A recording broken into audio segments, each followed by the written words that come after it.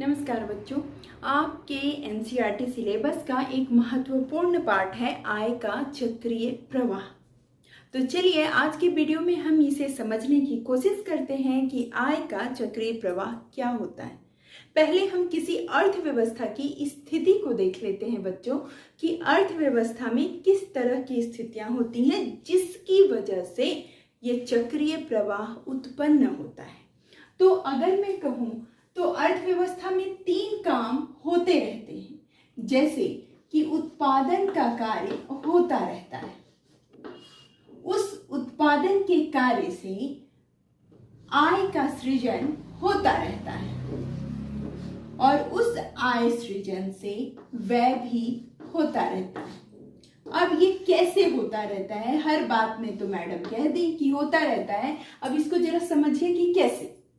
अगर उत्पादन कार्य किया जाता है बच्चों, तो उसके लिए उत्पत्ति के साधनों की जरूरत पड़ेगी, मजदूर के रूप में, भूमि के रूप में, पूंजी के रूप में, साहसी के रूप में। तो ये उत्पत्ति के साधन अगर काम करेंगे तो क्या मुफ्त में काम करेंगे?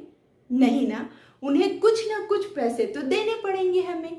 तो उन्हें जो हम पैसे देंगे उससे हमने क्या कर दिया? उससे हमने आय का सृजन कर दिया। अब ये जो मजदूर है, ये साहसी है, या ये जो पूंजीपति है, या भूमि का जो मालिक है, उस पैसे का क्या करेंगे? क्या उसे खर्च नहीं करेंगे? बिल्कुल करेंगे। अपनी आवश्यकताओं की संतुष्टि के लिए बच्चों उसे खर्च करेंगे। तो उसको खर्च करने या व्यय करने पे वो क्या करेंगे? व्यय करने के लिए करेंगे मांग कि हमें ये चीज इतनी मात्रा में चाहिए। जैसे आप ही मांग करते हैं, मुझे 10 कॉपियाँ चाहिए, मुझे 5 कॉपी चाहिए। ऐसी छोटी छोटी मांगों से बच्चों अर्थव्यवस्था में बड़ी मांग का सृजन होता है कि एक दिन में इतनी कॉपियाँ बिकती हैं, इतनी कॉपियों की मांग रहती है। तो खर्च करने के समय जब ये उत्पादक, जब ये साहसी या पूंजीपति या भूमिपति जो भी आय प्राप्त करेंगे उससे अपनी आवश्यकताओं की पूर्ति के लिए उसे खर्च करेंगे। और खर्च करने का रूप क्या होगा बच्चों? वस्तुओं को खरीदेंगे, वस्तुओं की मांग करेंगे। तो वस्तुओं की जब मांग होगी तो उसका उत्पादन करने वाला क्या खुश नहीं होगा? होगा, बिल्कुल। वो चाहेगा कि मैं और उत्पादन करूं और उत्पादन करूं। तो वो और ज्यादा उत्पादन करने के लिए फिर उत्पत्ति के साधनों को काम पे लगाएगा, फिर आय का सृजन होगा, फिर वो लोगों को जो आय मिलेगी उसे वो खर्च करेंगे। तो क्या आपको लगता है कि ये प्रक्रिया कहीं जाकर समाप्त होने वाली है? नहीं। जब तक मनुष्य है, मनुष्य मांग भी करेगा, उत्पादन भी करेगा और उसे खर्च भी करेगा। तो इसीलिए हम इसे अर्थव्यवस्था में एक ऐसी प्रक्रिया के रूप में जानते हैं जिसका ना अंत है और जिसके ना प्रारंभ को हम कह सकते हैं। क्योंकि ये वही बात हो जाएगी कि पहले मुर्गी आई या अंडा, कि आप क्या कहोगे कि पहले मांग हुई कि उत्पादन हुआ? दोनों में से किसी को भी प्रूफ करना कठिन है। बस हम इतना जानते हैं कि उत्पादन होता है, उससे आय का सृजन होता है और उस आय को खर्च किया जाता है और वस्तुओं की मांग की जाती है, जिससे फिर उत्पादन होता है, फिर आय मिलती है, फिर खर्च होता है। तो एक तरह से बच्चों ये सर्कुलर फ्लो जो है वो अर्थव्यवस्था में काम करता रहता है। इसी से हर देश की अर्थव्यवस्था चलती रहती है। अब यही जो उत्पादन, आय और व्यय की प्रक्रिया है, जब अलग अलग अर्थव्यवस्थाओं में क्रियाशील होती है बच्चों, जैसे द्विक्षेत्रीय, त्रिक्षेत्रीय, चतुर्थ क्षेत्रीय, ऐसी अर्थव्यवस्थाओं में जब ये चलती है, खुली अर्थव्यवस्था में जब ये सर्कुलर फ्लो होता है, तो वो कैसे होता है यही हमको समझना है। अब यहाँ पर हम सबसे पहले मैं बात कर लेती हूँ प्रवाह की, कि अर्थव्यवस्था में प्रवाह कितने तरह के होते हैं। तो बच्चों अर्थव्यवस्था में प्रवाह 2 तरह के होते हैं। एक अर्थव्यवस्था का वह प्रवाह होता है जिसे हम मौद्रिक कहते हैं, मुद्रा के रूप में, और एक अर्थव्यवस्था में बच्चों प्रवाह वस्तु और सेवाओं के रूप में होता है। तो अगर मैं कहूँ कि प्रवाह के रूप कौन कौन से हैं, तो आप याद रखिएगा कि एक वास्तविक प्रवाह, और उसे रियल फ्लो ही क्यों कहते हैं? उसे रियल फ्लो इसलिए कहते हैं बच्चों क्योंकि वो आपको नजर आता है, उसे आप देख सकते, गिन सकते। जैसे वास्तविक प्रवाह का अर्थ है वस्तुओं और सेवाओं का प्रवाह। तो आप वस्तुओं को देख सकते हैं, वास्तव में आपको वस्तुएं मिलती हैं, वास्तव में आपको सेवाएं मिलती हैं। आप डॉक्टर के पास जाते हो, डॉक्टर एक पर्ची लिख के देता है, आप जाकर दुकान में 2 पेन मांगते हो, आपको 2 पेन मिलता है। तो इसे अर्थव्यवस्था में हम रियल फ्लो या वास्तविक प्रवाह कहते हैं, जब वस्तुओं और सेवाओं का हस्तांतरण, ध्यान दीजिएगा, हस्तांतरण, एक हाथ से जाना दूसरे हाथ में पहुंचना।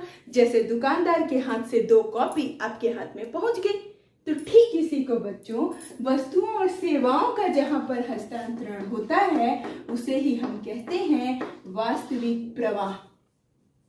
और दूसरा जो प्रवाह है वो है मौद्रिक।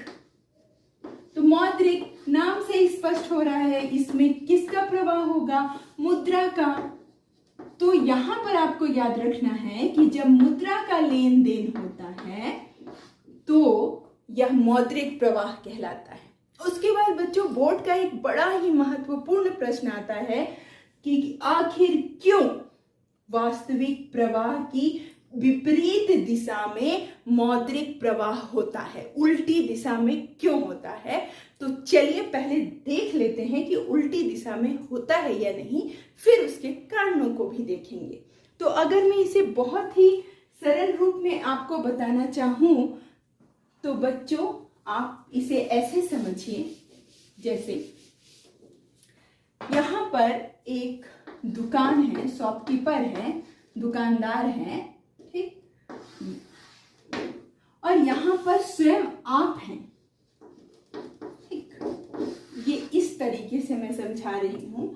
आप गए, आपने कॉपी या पेन खरीदना चाहा, ठीक, तो आपने मांग की, इस दुकान तक पहुंचे और कॉपी और पेन की मांग कर दी।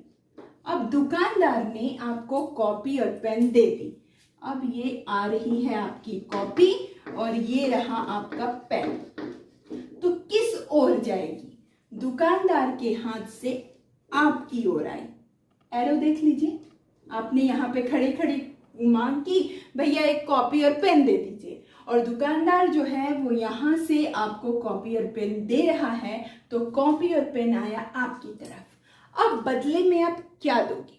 उसके बदले में आप दोगे मुद्रा या पैसे। तो वो किस ओर हुआ बच्चों? ये आपकी तरफ से मान लेती हूँ 20 रुपए किस ओर चले गए? तो उस दुकानदार की ओर चले गए। तो एरो देख लीजिए, हुआ या नहीं विपरीत प्रवाह? तो हुआ ना कि वस्तु कॉपी इस तरफ आई और मुद्रा दूसरी तरफ गई। तो आपको हमेशा याद रखना है कि वास्तविक प्रवाह और मौद्रिक प्रवाह दोनों एक दूसरे के विपरीत होते हैं। अब बोर्ड का क्वेश्चन होता है कि क्यों? तो इस क्यों का जवाब बच्चों सिर्फ एक शब्द में छुपा है, क्योंकि। उसका क्या किया जाता है? भुगतान। मुद्रा के अस्तित्व में आ जाने के बाद, मुद्रा का कहते हैं ना, मुद्रा जब पूरे देशों के द्वारा अपना ली गई है तो आज किसी भी चीज की कीमत हम मुद्रा में ही देते हैं, उसका भुगतान मुद्रा में ही करते हैं। तो इस भुगतान के कारण बच्चों वास्तविक प्रवाह और मौद्रिक प्रवाह एक दूसरे के विपरीत होते हैं। अगर इन दोनों के बीच में भुगतान की बात ही ना आए, मुद्रा में भुगतान की बात ना आए, तो शायद विपरीत ना हो। लेकिन ऐसा तो हो नहीं सकता। आपको कोई भी चीज जो आप खरीदना चाह रहे हैं वो मुफ्त में नहीं मिलती। मुफ्त में दान मिलता है, भेंट मिलता है, उपहार मिलता है, लेकिन बाकी वस्तुएं आपको खरीदनी पड़ती हैं। और खरीदने का अर्थ ही है कि वस्तुओं को लो और मुद्रा को दो। तो आपको याद रखना है कि वास्तविक प्रवाह की विपरीत दिशा में मौद्रिक प्रवाह होता है, और इसका एक शब्द में कारण है क्योंकि भुगतान की क्रिया की जाती है और भुगतान करने पर जब वस्तु और सेवा एक ओर आती है तो मुद्रा दूसरी ओर जाती है। तो ये तो हुआ बोर्ड का एक छोटा सा प्रश्न जो इस टॉपिक से रिलेटेड आता है। अब बच्चों हम देख लेते हैं कि अर्थव्यवस्था के क्षेत्रों को कौन कौन सा बताया गया है, ताकि हम समझ सके कि द्विक्षेत्रीय अर्थव्यवस्था बोला गया तो क्या कितने लोग उसमें शामिल होंगे, कौन कौन से क्षेत्र शामिल होंगे। साथ में अगर त्रिक्षेत्रीय अर्थव्यवस्था बोली गई तो कौन कौन से क्षेत्र शामिल होंगे, और अगर चतुर्थ क्षेत्रीय अर्थव्यवस्था बोली गई है तो कौन कौन से क्षेत्र शामिल होंगे। तो चलिए मैं आपको इसके क्षेत्रों को बता देती हूँ। के रूप में भी इसे विदेशों में बताया जाता है। तो अर्थव्यवस्था के पिलर कौन कौन से हैं। तो सबसे पहला जो क्षेत्र है बच्चों, जिसे हम आय के चक्रीय प्रवाह के अंतर्गत पढ़ते हैं, परिवार क्षेत्र। दूसरा है बच्चों उत्पादक क्षेत्र, उत्पादन करने वाला उत्पादक क्षेत्र। और नियंत्रण और सुविधाएं देने वाला सरकारी क्षेत्र या सरकार क्षेत्र। और पूरे विश्व से हमें जोड़ने वाला शेष विश्व क्षेत्र। तो ये 4 क्षेत्र माने गए हैं बच्चों। इन सब के बीच में आपस में संबंध होता है। तो आप याद रखिए कि सिर्फ और सिर्फ आप अगर उत्पादक और परिवार क्षेत्र के बीच में आय के प्रवाह को पढ़ रहे हैं तो ये हुआ द्विक्षेत्रीय मॉडल। और अगर आप परिवार, उत्पादक और सरकार तीनों को लिए हुए, तीनों जुड़े हुए, तो ये हुआ बच्चों त्रिक्षेत्रीय मॉडल। और अगर परिवार, उत्पादक, सरकार और पूरा विश्व जुड़ा हुआ है बच्चों, सभी जुड़े हुए हैं, तो ये हुआ चतुर्थ क्षेत्रीय मॉडल। तो अब कोई आपके सामने कहे कि द्विक्षेत्रीय मॉडल, तो तुरंत कहिएगा पता है परिवार और उत्पादक क्षेत्र। त्रिक्षेत्रीय मॉडल तो परिवार, उत्पादक और सरकारी क्षेत्र। और चतुर्थ क्षेत्रीय मॉडल कहा जाए आय के चक्रीय प्रवाह का चतुर्थ क्षेत्रीय मॉडल, तो परिवार भी, उत्पादक भी, सरकार भी और शेष विश्व भी। अब हम इसकी बारीकियों को समझेंगे कि वो कौन कौन से पतले धागे हैं जिससे ये जुड़े हुए हैं और बिल्कुल सर्कुलर फ्लो करते रहते हैं। तो सबसे पहले बात कर लेती हूँ बच्चों द्विक्षेत्रीय अर्थव्यवस्था के मॉडल की। अब इस द्विक्षेत्रीय अर्थव्यवस्था मॉडल में मैं आपको मौद्रिक और वास्तविक दोनों ही प्रवाह बताऊंगी कि किधर से वस्तुओं और सेवाओं का प्रवाह होता है, किधर से मुद्रा का भुगतान होता है। लेकिन उसके पहले आपको इसके एजम्पशंस को जानना जरूरी है, इसकी मान्यताएं क्या क्या हैं, आखिर ये द्विक्षेत्रीय मॉडल किन परिस्थितियों में काम करता है। तो सबसे पहली जो इसकी मान्यता है या शर्त है इस द्विक्षेत्रीय मॉडल की बच्चों, वो ये याद रखिएगा, ये उन्हीं देशों पर लागू होता है जहां की अर्थव्यवस्था बंद होती है। ध्यान रखिए, बंद अर्थव्यवस्था। बंद अर्थव्यवस्था इसका अर्थ ये नहीं है कि उत्पादन नहीं होगा, इसका अर्थ है कि उत्पादन होगा, परिवार क्षेत्र तक पहुंचेगा भी, लेकिन बाकी पूरे विश्व से कोई लेना देना नहीं होगा। और इसका अर्थ ये भी है कि सरकार का इसमें हस्तक्षेप भी नहीं होगा। उत्पादक सामान बनाएगा, परिवार क्षेत्र को बेचेगा, परिवार क्षेत्र उसे खरीदेगा, अपने यहाँ के लोगों को उत्पादकों के पास काम के लिए भेजेगा। मतलब 2 क्षेत्र बिल्कुल साइलेंट। कौन कौन से? विश्व वाला क्षेत्र और सरकार। इसकी भूमिका सरकार तो होगी उन देशों में, लेकिन उनकी भूमिका इस मामले में साइलेंट रहेगी, वो किसी तरह का कोई हस्तक्षेप नहीं कर सकते। तो ये एजम्पशन याद रखिएगा कि द्विक्षेत्रीय जो मॉडल है वो सिर्फ और सिर्फ बंद अर्थव्यवस्थाओं में ही काम करता है। और जहां तक आप सभी जानते होंगे कि बंद अर्थव्यवस्था अब किसी भी देश की नहीं रह गई है। हर देश का भले ही सबसे संबंध ना हो, पर कुछ देशों के साथ संबंध होता है और आयात और निर्यात भी होता है। तो अब समझते हैं इस द्विक्षेत्रीय मॉडल को। तो जब द्विक्षेत्रीय बात कही जा रही है बच्चों, तो आपको सिर्फ दो ही क्षेत्र लेने हैं। एक और लेना है परिवार और दूसरी ओर आपको ले लेना है उत्पादक क्षेत्र, या जिसे मैं कहूँ आपकी किताबों में फर्म के रूप में लिखा हुआ है। अब आपको इन दोनों के बीच जो चक्रीय प्रवाह के दो रूप हैं, वास्तविक और मौद्रिक प्रवाह, वो कैसे होता है इसे समझना है। अगर उत्पादक को उत्पादन करना है तो उसे उत्पत्ति के साधन कहाँ से मिलेंगे, मजदूर कहाँ से मिलेंगे, भूमिपति या भूमि जमीन के मालिक कहाँ से मिलेंगे, पूंजी के मालिक पूंजीपति या पैसे लगाने वाले लोग कहाँ से मिलेंगे, और साहसी उत्पादन करने वाले लोग कहाँ से मिलेंगे। ये सारे के सारे लोग रहते तो परिवार में हैं, तो ये सब कुछ बच्चों उसे मिलेंगे परिवार क्षेत्र से, जिसे हम अर्थव्यवस्था में कारक के नाम से भी जानते हैं। उत्पत्ति के साधनों को हम कारक के नाम से भी जानते हैं। उत्पत्ति के साधन, और उत्पत्ति के साधन को भी यहाँ पे लिख लीजिए कि कौन कौन से। भूमि, तो भूमि के मालिक भूमिपति, श्रम, पूंजी, संगठन और साहस कहा जाता है, तो इसे ले लीजिए। तो ये सब कुछ इन उत्पादक क्षेत्र को कहाँ से मिलेंगे बच्चों, तो ये मिलेंगे हमको, उत्पादकों को परिवार क्षेत्र से। तो उत्पत्ति के साधन के रूप में परिवार क्षेत्र ने उत्पादकों को क्या दिया, उत्पादकों को दिए साधन, या जिसे अर्थव्यवस्था में कहा जाता है कारक। अब ये सारे लोग काम करने के लिए फर्मों तक पहुंचे, तो क्या इसके बदले फर्म कुछ नहीं देगी बच्चों?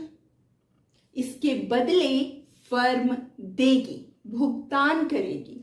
वो भुगतान उनकी आय के रूप में होगा,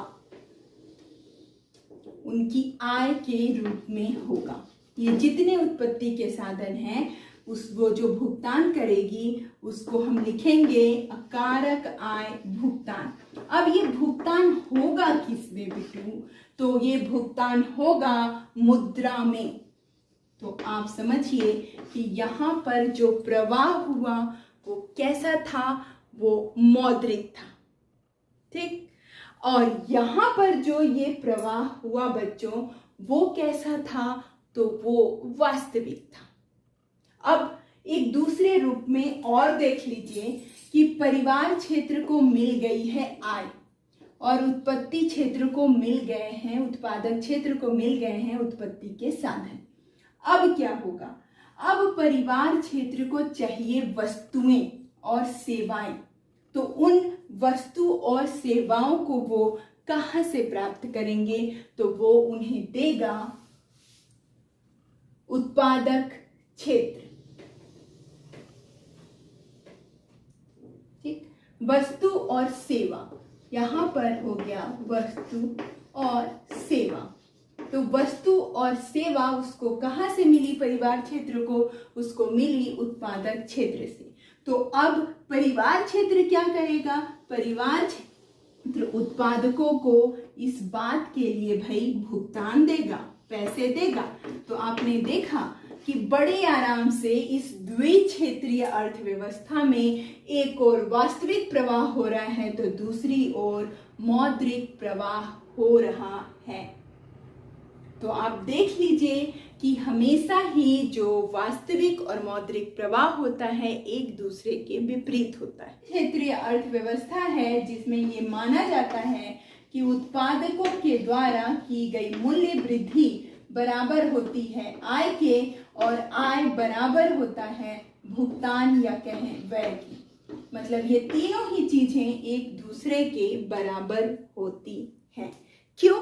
क्योंकि इसकी मान्यता में ये माना गया है कि जितनी भी वस्तुएं और सेवाएं खरीदी जाएंगी वो पूरा का पूरा परिवार क्षेत्र लेगा, और परिवार क्षेत्र जितना भी भुगतान करेगा वो उत्पादक क्षेत्र उत्पादन कार्य में लगाएगा।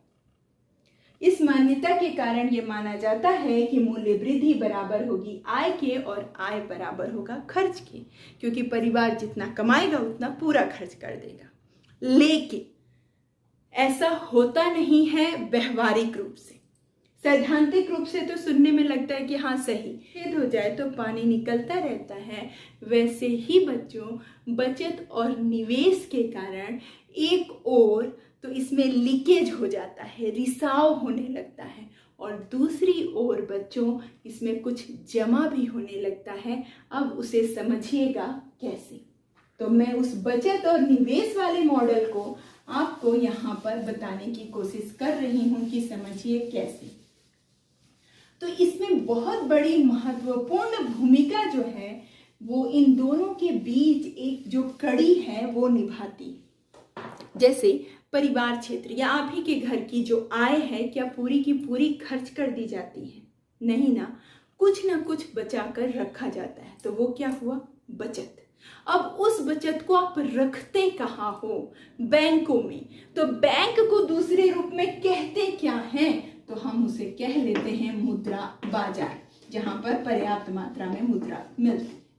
अब आप देखिए कि कैसे इस कड़ी से ये दोनों जुड़े हुए हैं। परिवार क्षेत्र अपनी बचत को रख देता है मुद्रा बाजार में, बैंकों में जमा करके। अब ये बैंक या ये जो मुद्रा बाजार है उसे उधार के रूप में बच्चों दे देते हैं उत्पादक क्षेत्र को। तो जो ये माना जा रहा था कि पूरी की पूरी जो आय है वो खर्च कर दी जाएगी, वो खर्च नहीं हुई।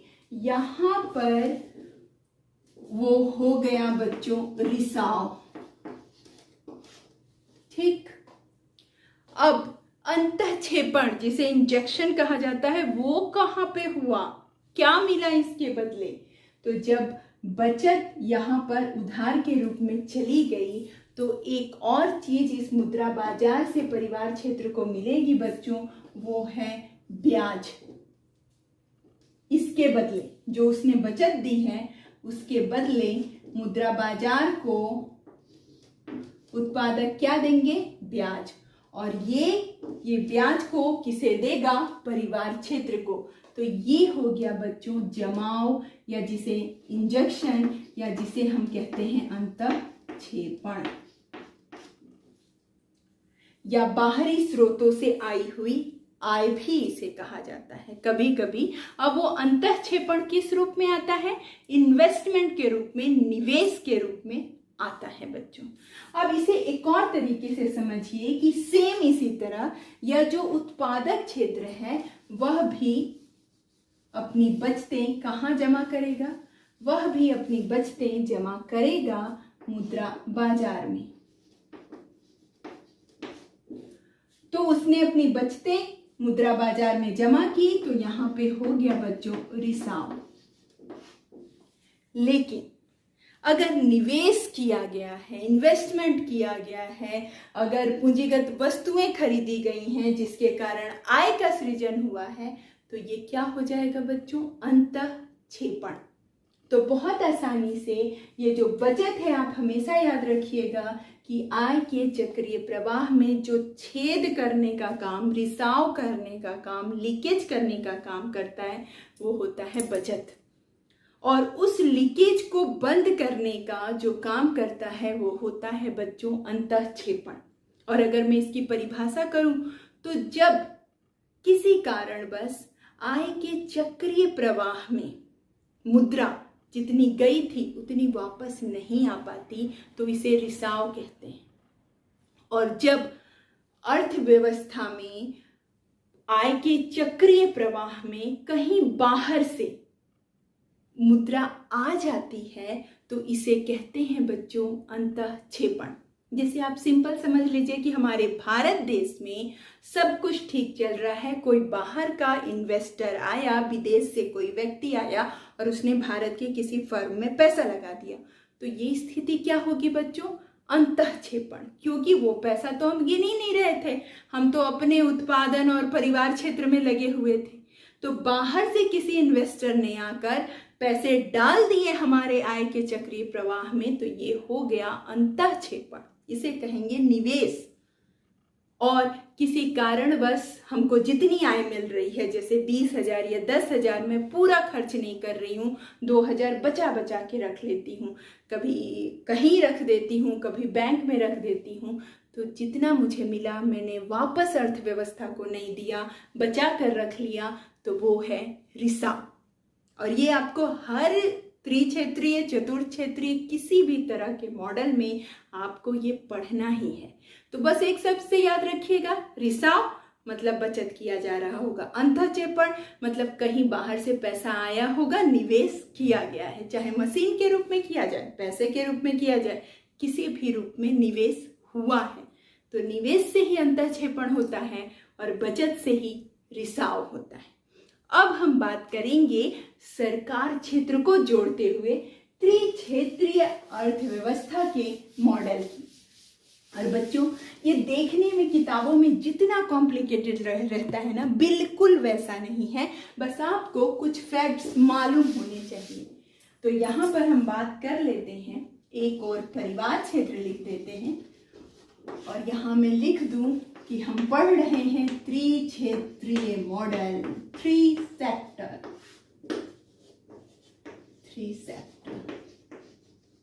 ठीक, अब ये परिवार क्षेत्र से ऊपर की तरफ लिखिएगा ताकि फ्लो बनाते समय काफी अच्छे से ये समझ में आए। ये रहा सरकारी क्षेत्र, सरकारी क्षेत्र। और एक और हो गया बच्चों उत्पादक क्षेत्र, इसे थोड़ा नीचे लिखिएगा ताकि आप क्या दर्शाना चाह रहे हैं ये बहुत अच्छे से स्पष्ट हो जाए। अब एक एक चीज को ध्यान देना है। इसके त्रिक्षेत्रीय मॉडल बनाने के लिए आपको पहले देखना है कि इस सरकारी क्षेत्र से क्या क्या चीजें मिलती हैं उत्पादक को और क्या क्या चीजें सरकारी क्षेत्र देता है उत्पादक को।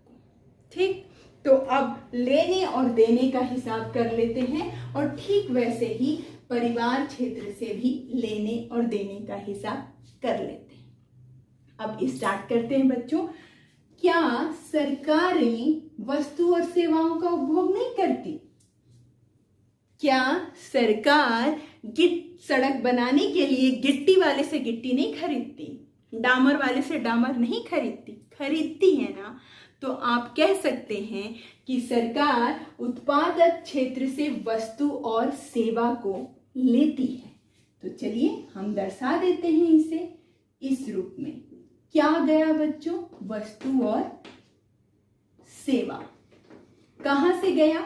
उत्पादक क्षेत्र की ओर से सरकार को चला गया वस्तु और सेवा। तो एक तरह से बच्चों वस्तु और सेवाएं सरकारी क्षेत्र तक पहुंच गई।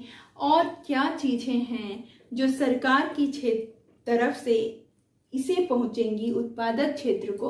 तो आप इसे भुगतान और सेवा ये दोनों इसमें समाहित होते हैं। लेकिन इसके अलावा सरकारी क्षेत्र उत्पादक क्षेत्र को जो देता है बच्चों, उसे हम सब्सिडी या अनुदान कहते हैं। उनका व्यापार बनाए रखने के लिए सरकार की तरफ से छूट मिलती है, अनुदान मिलती है, सरकारी सहायता मिलती है। अब जब उन्हें अनुदान मिलता है बच्चों, तो उसके बदले क्या उत्पादक की तरफ से सरकार कुछ नहीं लेती होगी? बिल्कुल लेती है।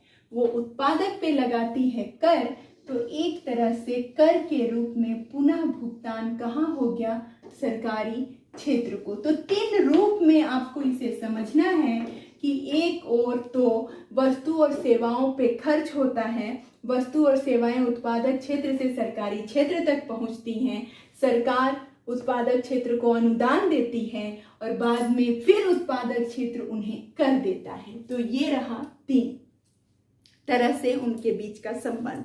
और ठीक इसी तरह के संबंध को बच्चों देख लेते हैं परिवार और सरकारी क्षेत्र के बीच भी।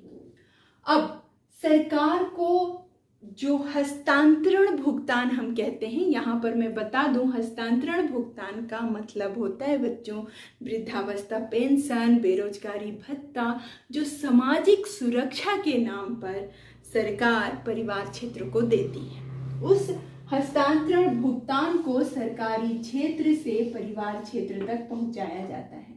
मैं यहाँ लिख रही हूँ ताकि आप भूले नहीं।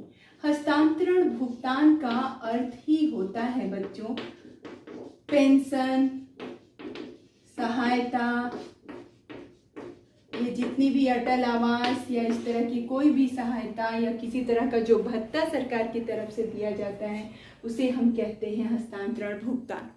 और जब सरकार की तरफ से परिवार क्षेत्र को ये मिलता है तो क्या परिवार क्षेत्र कुछ नहीं देता होगा सरकार क्षेत्र को? बिल्कुल देता है, और वो है कर। तो यहाँ पर कर के रूप में राशि सरकार के पास पहुंच गई। अब इन दोनों के भी संबंध को आपको दर्शाना होगा कि परिवार क्षेत्र से उत्पादक को मिलते हैं कारक, या जिसे हम कहते हैं साधन, और उसी के साथ आपको दर्शाना होगा कि उन साधनों का भी होता है भुगतान। साधन मिलते हैं, ठीक, और उन साधनों का क्या किया जाता है? भुगतान। और वस्तु और सेवाएं जो हैं वो उत्पादक क्षेत्र से परिवार क्षेत्र तक पहुंचती है।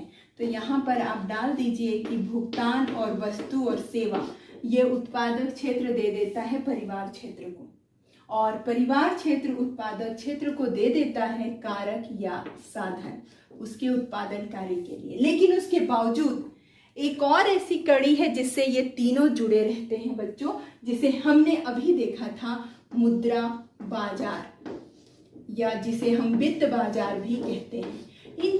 इससे कैसे जुड़े रहते हैं तीनों, आइए इसे भी मैं स्पष्ट कर देती हूँ आपको। तो आप समझिए, क्या सरकार को उधार की जरूरत नहीं पड़ती है ना? क्या परिवार को उधार की या ऋण की जरूरत नहीं पड़ती है ना?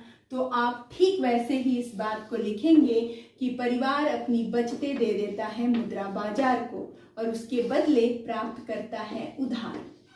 ठीक ऐसा ही है कि उत्पादक क्षेत्र भी अपने बचतें जमा कर देता है बैंक में, या कहिए कि मुद्रा बाजार में भेज देता है बचत, और वो वहां से भी प्राप्त करता है उधार। तो क्या गवर्नमेंट ऐसा नहीं करती? बिल्कुल, सरकारी पैसे भी तो देश के केंद्रीय बैंक में जमा होते हैं। तो आप यहाँ भी दर्शाइए कि सरकार भी अपनी बचत को जमा करती है मुद्रा बाजार में और बदले में जरूरत पड़ने पर लेती है उधार। तो इन तीनों को एक सूत्र में बांधने का काम जो कर रहा है वो है वित्त बाजार या मुद्रा बाजार।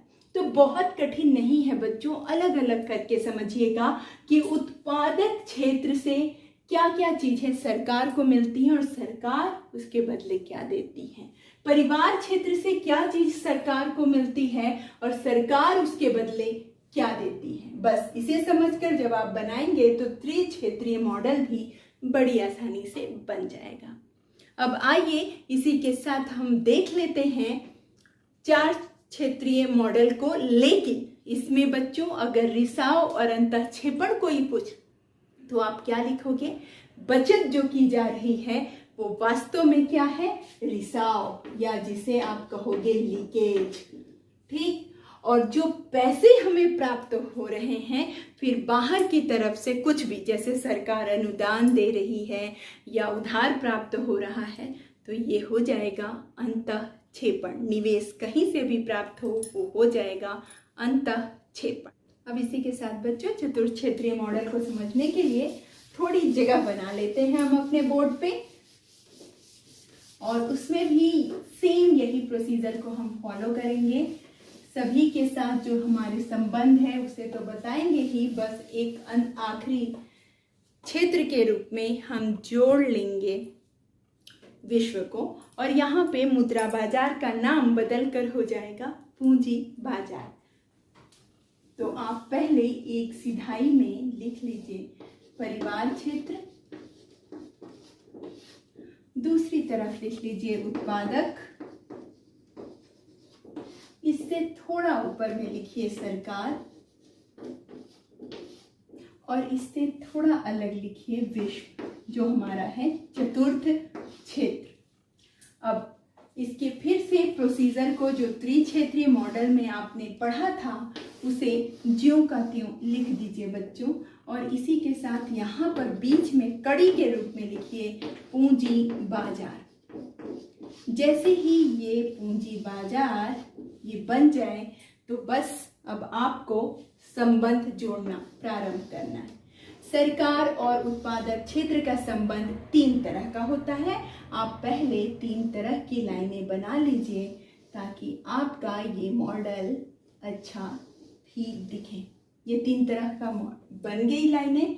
और परिवार क्षेत्र और सरकार का जो संबंध होता है वह 2 रूपों में परिभाषित किया गया है। तो आप पहले ये 2 रूप का ये बना लीजिए। अब याद कीजिए कि उत्पादक क्षेत्र से क्या क्या मिलता है। तो यहाँ पर हो जाएगा वस्तु, सेवा, व्यय। उसके बाद तो ये वस्तु और सेवाएं किस ओर से किस ओर जाती हैं? उत्पादक से सरकार, तो आपने लगा दिया एरो। उसके बाद सरकार से उत्पादक को क्या मिला? अनुदान, तो आप यहाँ पे लिख देंगे अनुदान। सरकार ने दिया उत्पादक क्षेत्र को, इसलिए एरो इस तरह से। उसके बाद उत्पादक ने क्या दिया सरकार क्षेत्र को? तो उत्पादक ने दे दिया कर। तो ये बन गया ना कितनी आसानी से। अब ठीक वैसे ही परिवार क्षेत्र से जोड़ने की कोशिश कीजिए बेटा कि परिवार क्षेत्र को सरकार से क्या मिलता है। तो मैंने कहा ना उसे मिलता है हस्तांतरण भुगतान। तो आपने यहाँ पे दर्शा दिया हस्तांतरण भुगतान किस ओर से किस ओर? सरकार की तरफ से परिवार को। पेंशन और हर तरह का जो सहायता है उसे हम हस्तांतरण भुगतान के अंतर्गत रखेंगे। इसके बदले परिवार क्या देता है सरकार को? तो वो देता है कर। अब आप जब यहाँ जोड़ेंगे तो आप जानते हैं 2 लकीरों से जोड़ना है कि बचत गई यहाँ, उधार आया इस ओर। ठीक वैसे ही बचत जमा हुई पूंजी बाजार में और उधार इस ओर। तो बचत और ये हुआ उधार। उसी तरह सरकार ने भी अपनी बचत डाली पूंजी बाजार में और इसके बदले क्या प्राप्त किया? उधार। तो इस तरह कितनी आसानी से आपका ये बनता चला जा रहा है। पहले इसे कंप्लीट कीजिए, फिर विश्व को हम जोड़ने का प्रयास करेंगे। अब एक बार फिर से परिवार क्षेत्र से उत्पादक को क्या मिला? उत्पादक को मिले साधन। और उसी के साथ उत्पादक ने परिवार क्षेत्र को क्या दिया? तो उत्पादक ने परिवार क्षेत्र को दिया वस्तु और सेवा। और परिवार क्षेत्र ने क्या किया? खर्च। तो आप बड़े आराम से यहाँ पे लिख सकते हैं कि साधन उत्पादक क्षेत्र की तरफ गए और वस्तु और सेवा किस ओर आई? परिवार क्षेत्र की ओर। आप भुगतान और आय के रूप में इसे व्यक्त कर सकते हैं। अब जो चौथा क्षेत्र है वो किससे जुड़ा है? तो वो चौथा क्षेत्र बच्चों इन दोनों से डायरेक्ट जुड़ा है। इसलिए आप जब भी चतुर्थ क्षेत्रीय मॉडल बनाइए तो आप विश्व को इन्हीं दोनों से जोड़ने का प्रयास करेंगे, परिवार से नहीं। क्योंकि उत्पादक और सरकार से जुड़ने के बाद वो परिवार क्षेत्र से ऑटोमेटिक जुड़ जाता है।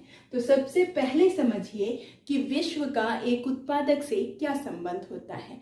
तो उत्पादक करता है निर्यात विश्व को।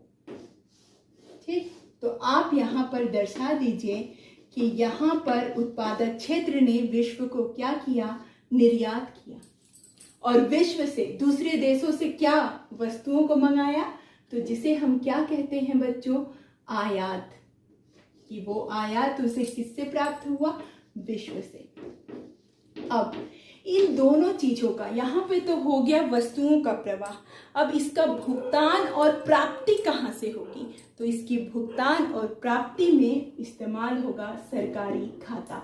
तो अब आपको जोड़ना पड़ेगा कि आपने जोड़ा है कि इसने निर्यात किया, तो निर्यात से हमारे देश को प्राप्ति मिलेगी। तो आपको यहाँ पे दर्शाना होगा बच्चों कि यहाँ पर मिल गई प्राप्ति।